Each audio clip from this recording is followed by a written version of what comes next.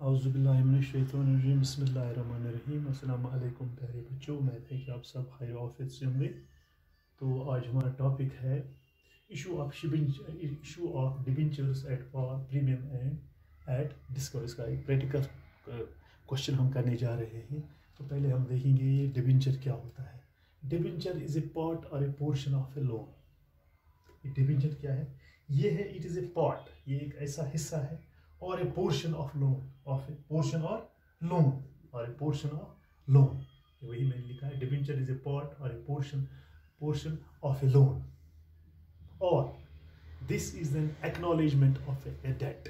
ये एक एक्नॉलेजमेंट है इसका, कर्ज का या लोन का, that given under seal of signature of A company. ये एक ऐसा एक्नॉलेजमेंट है जब हम किसी को लोन दे सकते हैं, तो उसके लिए एक एक्नॉलेजमेंट है of a debt given under seal, यानी उस कंपनी का सील है या उस ऑर्गेनाइजेशन का सील एंड सिग्नेचर। जब हम उसको एक्नॉलेजमेंट देते हैं यहाँ से, तो उसको या लोन देते हैं या part of a loan that is given under it seal and signature. It is a document. ये एक डॉक्यूमेंट है या एक एविडेंस है, ये प्रूफ है ऑफ ए डेट, उस कर्ज का जो हम उसको देते हैं उस कंपनी को। कंपनी उसमें अपने सील और सिग्नेचर उसको देते हैं। तो ये एक ऐसा डॉक्यूमेंट है और एक ऐसा एविडेंस है of a debt to the holder. उस होल्डर को देते हैं, तो ये एक ऐसा डॉक्यूमेंट है, ये एक ऐसा प्रूफ है of a debt to the holder given by the corporate और organisation under it seal and signature.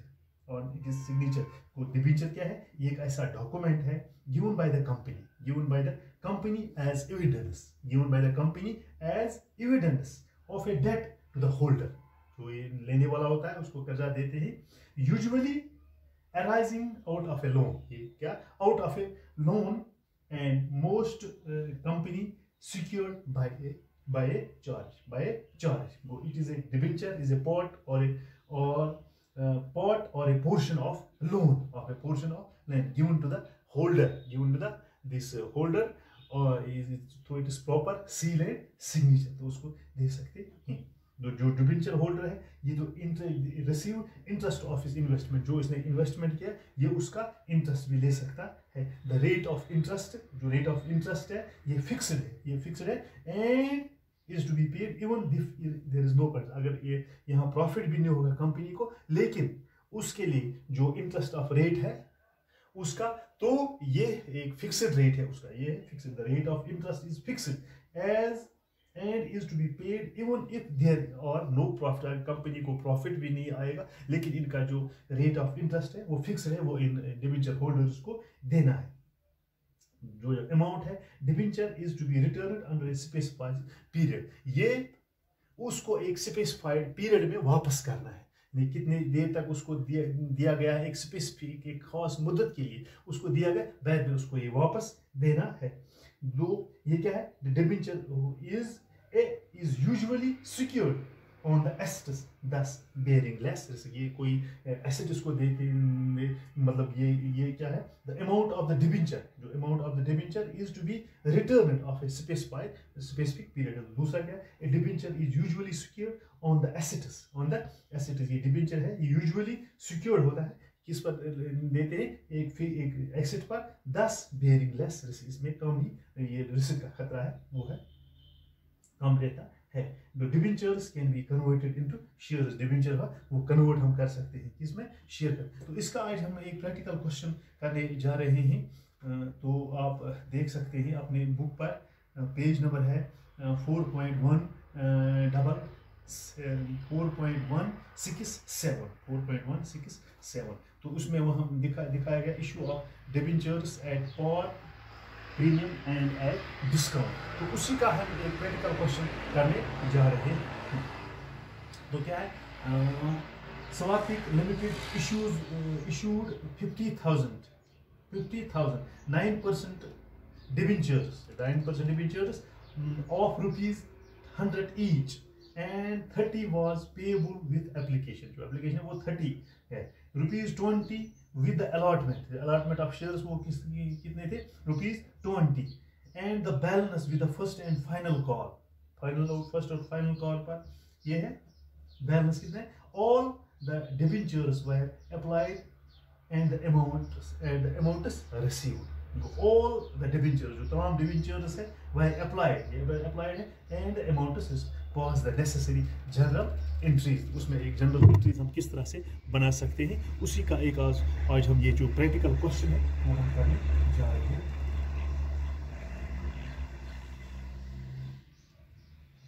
तो जनरल आपको पता है बुक्स ऑफ क्या स्वातिक लिमिटेड, नीचे लिखना है जर्नल. तो इसमें क्या लिखेंगे, डेट,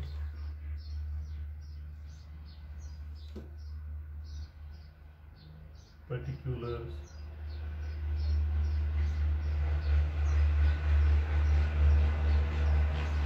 लेजर फोलियो, ये है debit balance, rupees, credit balance rupees. तो पहले ही हम क्या है इसमें किया है, ₹50,000 तो हम पहले लिखेंगे bank account, DR bank account दिया, वो कितना है, तो जो 50,000 को अपन 30 से जरूर देंगे वो कितना आएगा, 1.5 lakh, 15 lakh, 15 lakh 3 to debenture account, to debenture application account, ये भी कितना है, 15 लाख. इसकी क्या एंट्री बनेगी, बीइंग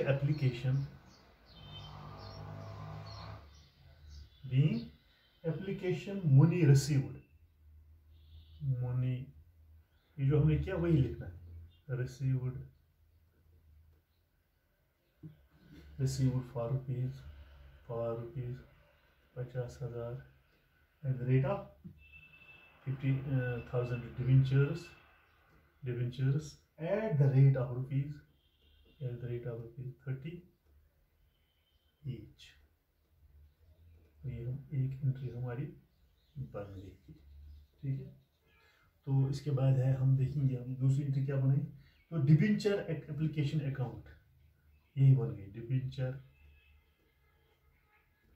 एप्लीकेशन अकाउंट DR कितना बन गया हमारे पास, 15 लाख टू 9%, तो आपने दिया है टू 9% डिबेंचर अकाउंट, ये कितना है, 15 लाख. तो इसमें आप उनकी क्या समरी लिख सकते हैं, being क्या application money transferred, being application money transferred कहाँ, ट्रांसफर्ड टू डिबेंचर अकाउंट, ये हमारी दूसरी एंट्री इसकी बन गई. अब हमारे पास डिबेंचर कितना बन गया, debenture allotment account, debenture allotment account DR कितना बन गया हमें, अगर हम इसको लेंगे 2 से 50, तो ये हमारे पास क्या बन सकता है, 10 लाख रुपया, कितना, 10 lakh at 20 at the rate of 50,000, वो ये बन गया 10 लाख. शाबाश. To 9% debenture account, to 9% debenture account, 1 lakh 10 lakh. इसमें हमने क्या, being amount due on allotment, being amount due on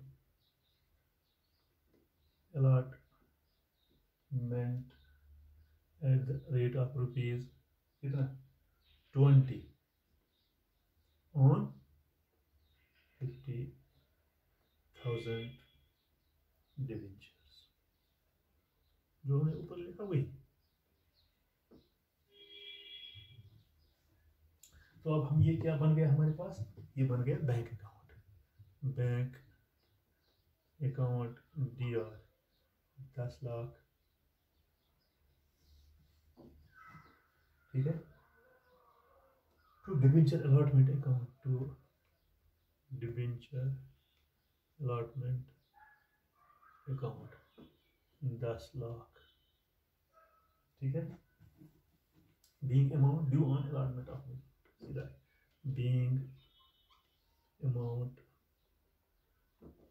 due किसके लिए, on allotment money, on allotment money. तो इस तरह से हमें, तो ये अब हमारे पास कितना रह गया, debenture first and final call में कितना है, ये हम इसकी एक, अगर आप ये आपने उठाया होगा ये इतना, तो इसके बाद हम ये यहाँ पर एक और एंट्री, हम 2 एंट्री अभी रह गई है हमारे पास, फर्स्ट एंड फाइनल कॉल पर कितना है,